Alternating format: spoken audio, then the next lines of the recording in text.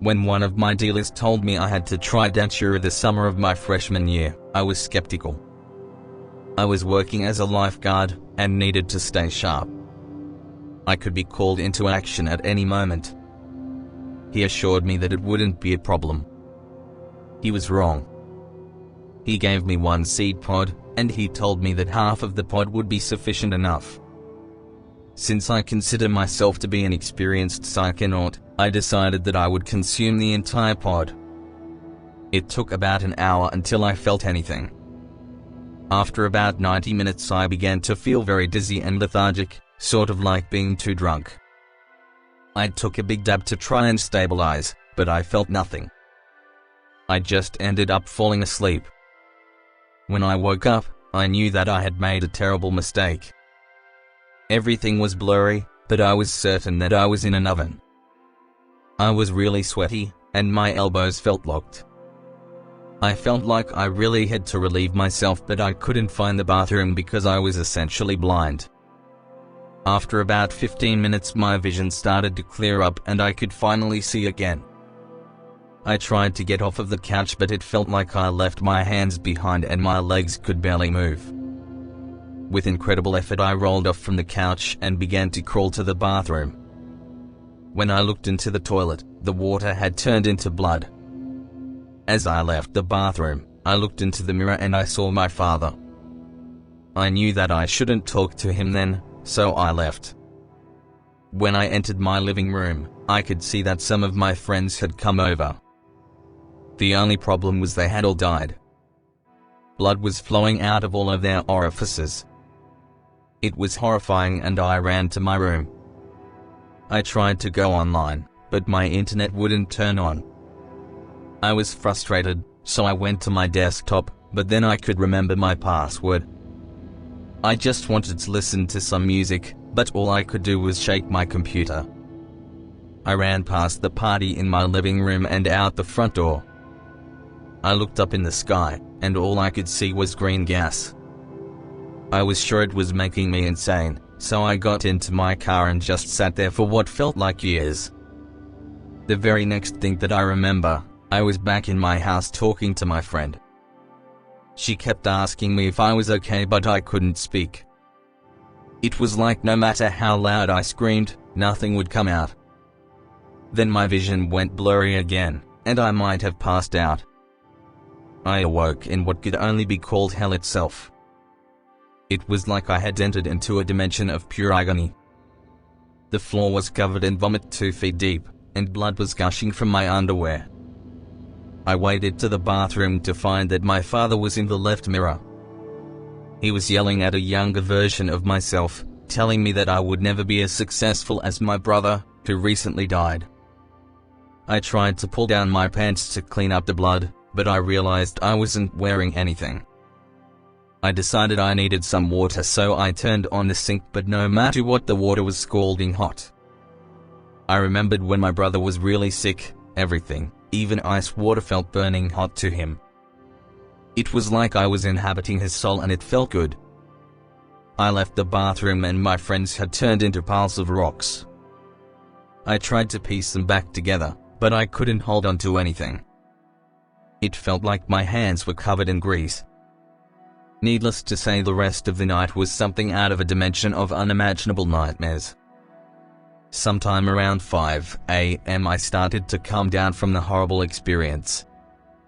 My vision was still fuzzy, and I kept seeing something moving in the corner of my vision. I went to sleep for a few hours and woke up feeling relatively okay. The road to recovery has been long, but I'm hopeful that with the continued help of antipsychotics, I will in time be able to overcome the trauma I experienced on Datura. I would not recommend Datura to even the most experienced trippers. What I saw can only be described as my own worst nightmare. The second story is coming up next. Before I begin the actual story of the trip, I'd like to give you, the reader, a look at what happened leading up to the time of ingestion. It won't take long, but gives you a better understanding of how my entire personality changed due to the ingestion of the drug. I was at my cousin's house with a friend. For now we'll call my cousin Mark and the friend Mo. We showed up at Mark's house at about 9. I met Mo there and we ended up taking turns at playing video games in the living room and eating what was left of the food in the house. Mo and I went into the bedroom because there was cable in there and he wanted to ask me something. He asked me if I was down for getting messed up. I was always down, but we had to walk somewhere to get them. We then walked out and rode our bikes down to Main Street. We then picked a few seed pods of something we had no idea the origin of. We headed back to the house, throwing caution to the wind. I took 2 of the pods full of seeds with a glass of water.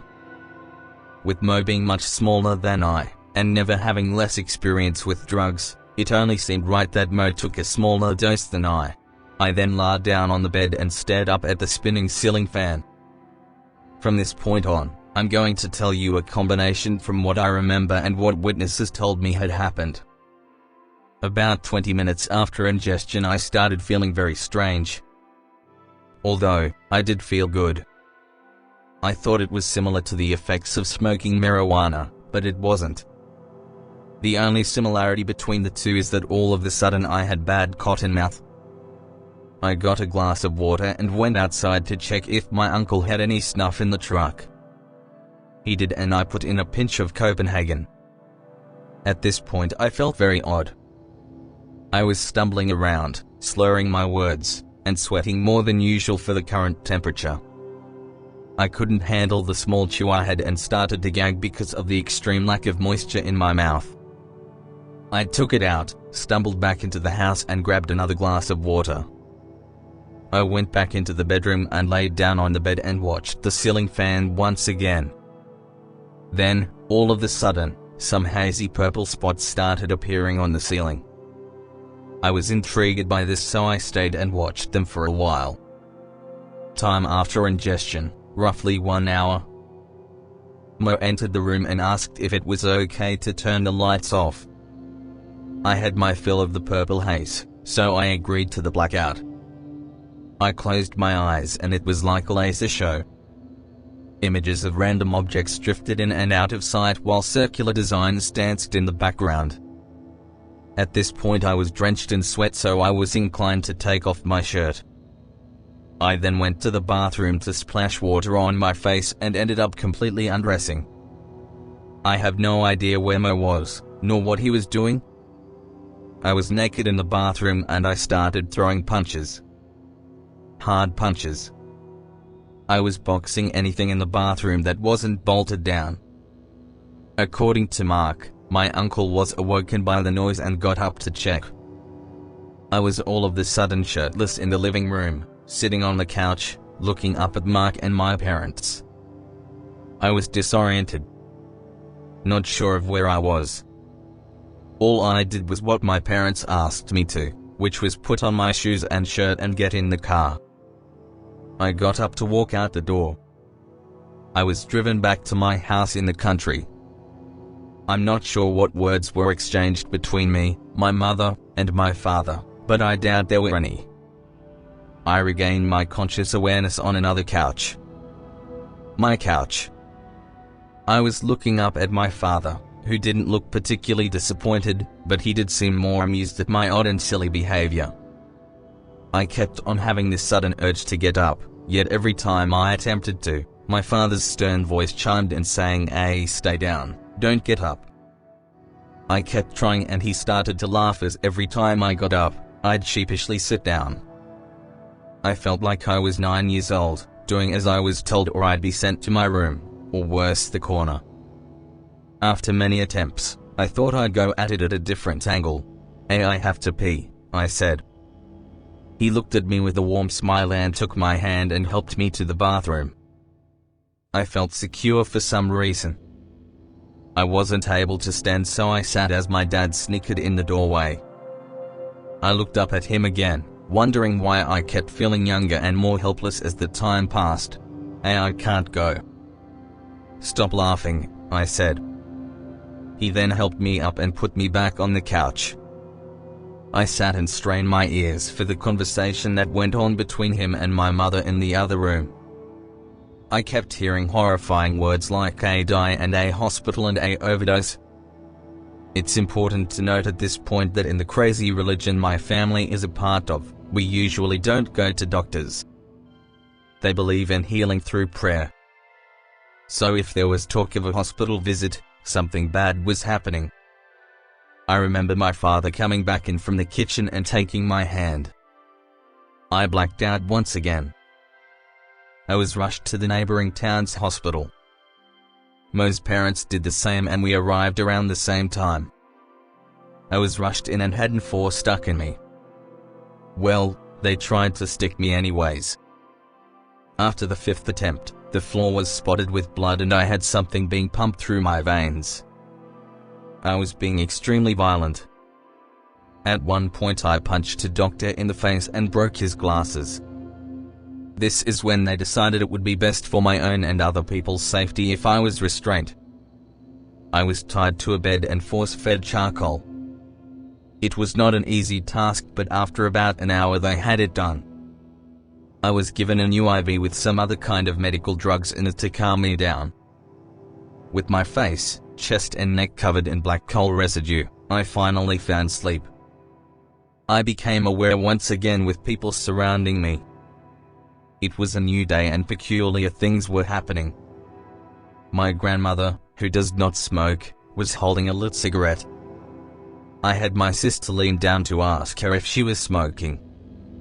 She responded with a simple "no, Grandma doesn't smoke." I looked around the room to see where I was and why I was tied down. A whiteboard on the opposite wall read, "You're in the hospital, you're okay. It is, current date, and no one is going to hurt you." The nurse apparently did this because during my blackouts, I was violent, quixotic, and angry. I looked around the room for some familiar faces and I found them. My whole family was there. While I was restrained, I was able to look under my blanket. I was naked and there was a tube coming out of my penis. I found this odd, because I had never been to a hospital and had no idea what a catheter was. I looked up at my IV bag and it transformed into an ear of corn. It started growing features and it soon became an ear of corn with a face. My father then asked what I was looking at and I turned to address him confidently. "A corn head," I said with a very serious look. I looked around the room at all the odd things happening. A money clip with a $10 bill and it was laying next to a small fish on the ceiling. I thought this was amazing, so I had to tell the nearest person. My sister again. She looked up and said there was nothing there. My mother untied my hands, but my feet were still restrained. All of a sudden the room fell away around me and I was back at Mark's house. I had a PS2 controller in my hand playing video games again. 5 minutes of playing had passed until the controller melted into a soft, cotton material and I kept on apologizing to Mark, saying "I'm so sorry" over and over again. I opened my eyes and I was back in the hospital. The controller was now a blanket, which I was clutching very tightly in my hands. I felt scared and vulnerable. I wept. Everyone that was close to me came and bid their well wishes, chatted with me, or tried to chat with the nonsense coming out of my mouth, and promptly left. Later on, my sister approached me, gave me a hug, and took my shoes off of me. She had to lift the blanket a bit to get to them and I thought she was going to expose my naked body to the few people still in the hospital room. I said no. Don't look under there. They took my clothes and stuffed me in a dark tube. She had her laugh, said she had to go, and did just that. It was dark now. I drifted in and out of consciousness for the better part of an hour. My aunt was at my bedside and all of a sudden, large centipedes and bugs started coming out of her ears. I was distraught, so I turned my attention to anything but her. The bugs had filled the room and were crawling all over everything. I screamed for help and my mother came to comfort me. She embraced me and told me to close my eyes. I cried hard. Then, I slept. When I woke up a bit later, no more than a half hour had passed. Then something caught my eye. A naked woman outside my window, dancing. She was beautiful.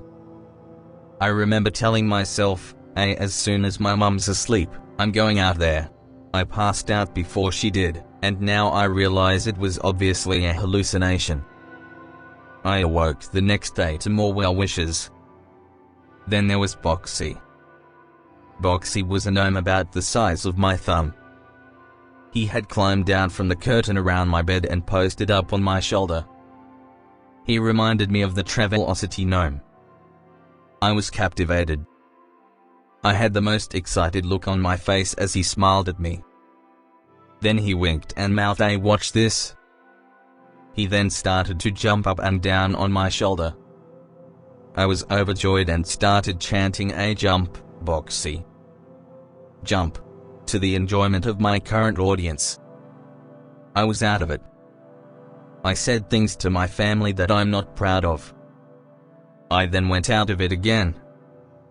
The walls melted away and I was in my room holding my guitar. I started playing and once again, it melted into a blanket. I was angry. I threw a fit. Sometime after that, I looked to the window and the woman was gone. In her place was a large man in a long trench coat and fedora. He looked at me and pulled out an old 50s Thompson. He began firing through the window and I lost it.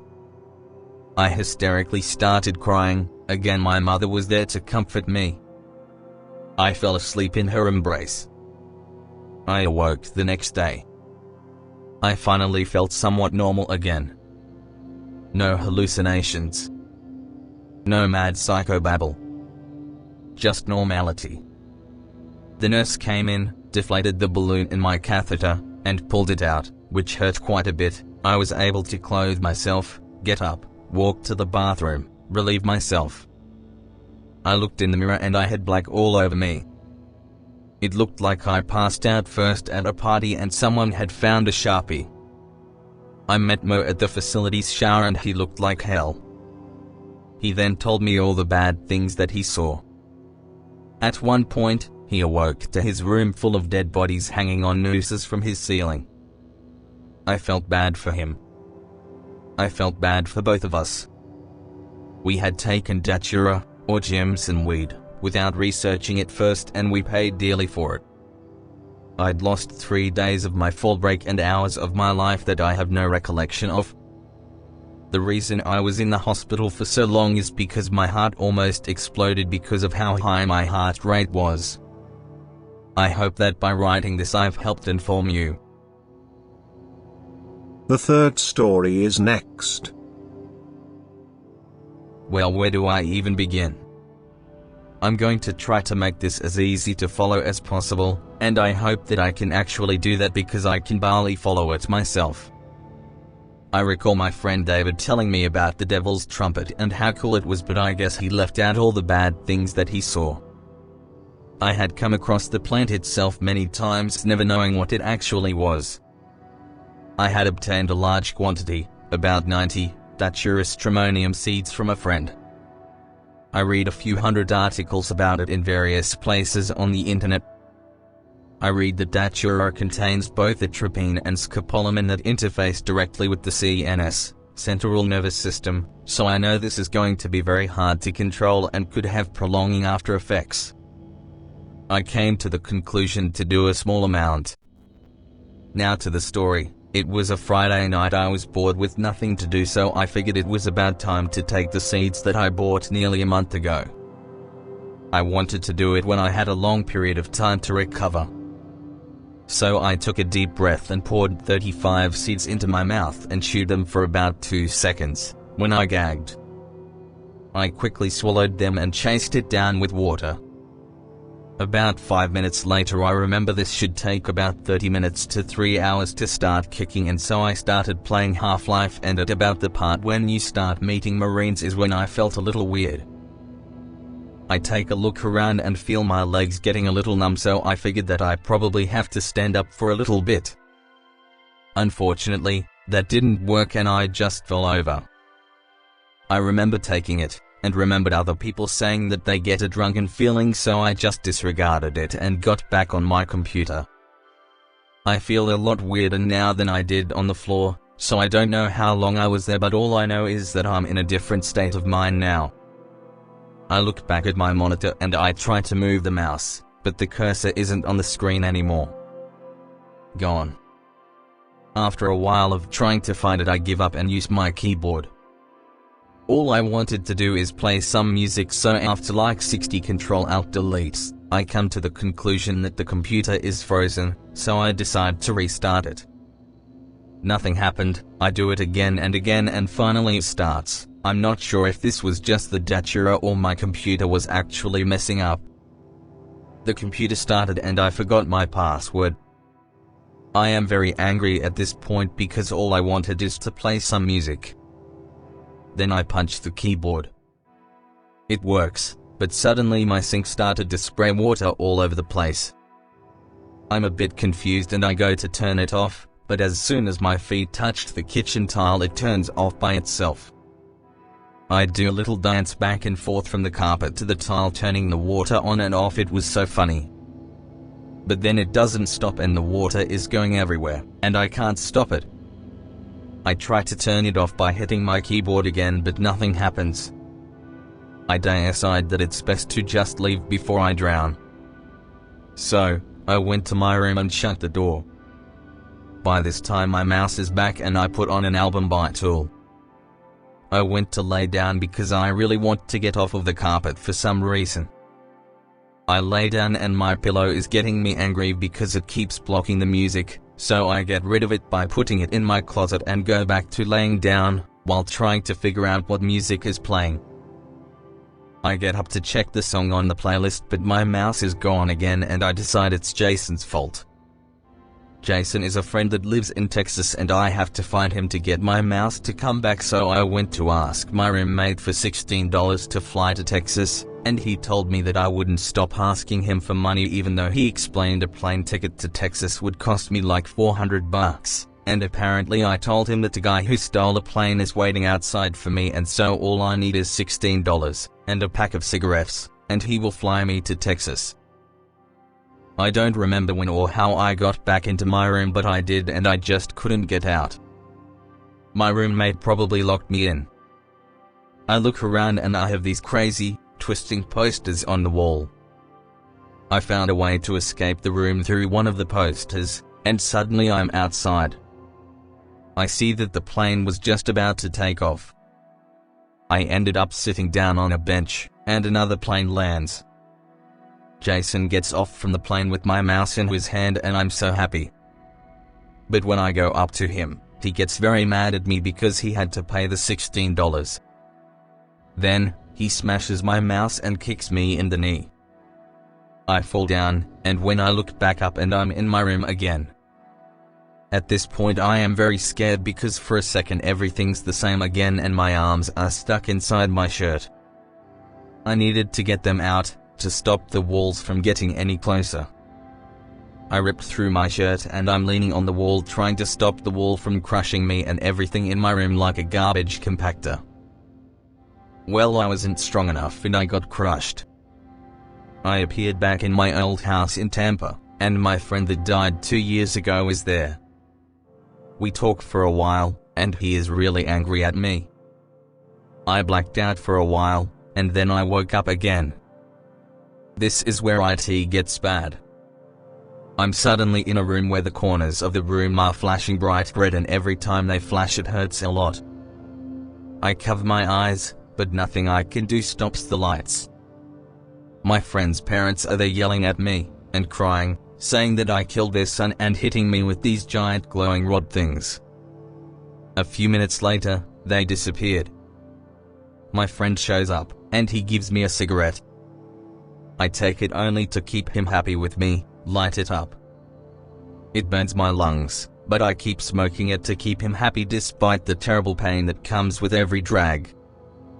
After smoking what felt like 50 or 60 cigarettes, I tell him that I don't want any more. He kicks me, and I fly back from my poster onto my bed. I look around and everything is black. This really frightened me, so I get under my bed and try to hide by putting everything I can around the edges of my bed, but everything is so incredibly heavy.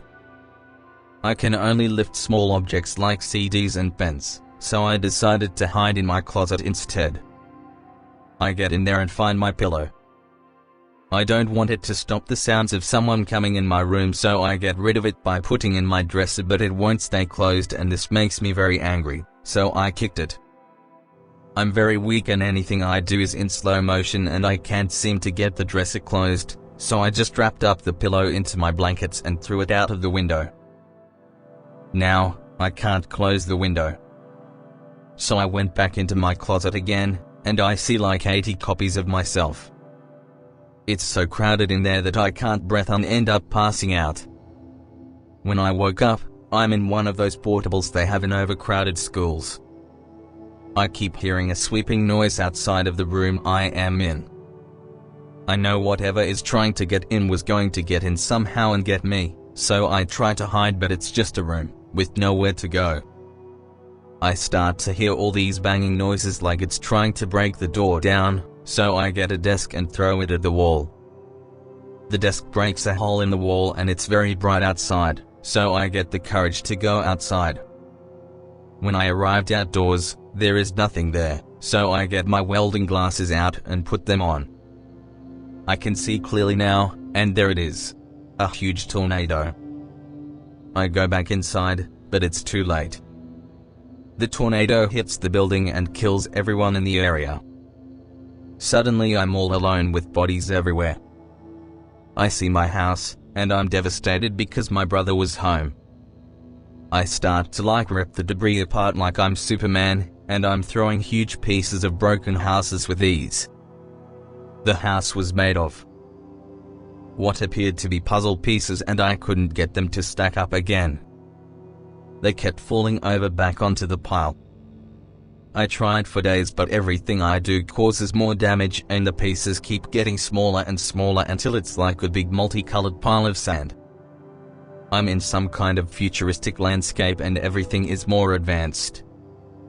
However, there's this small section of land where my house of sand is, and I'm in a glass ball.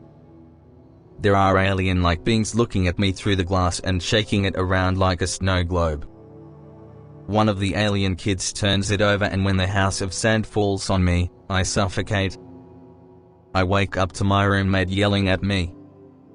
He asked me why am I in his closet and why did I throw his pillow out the window.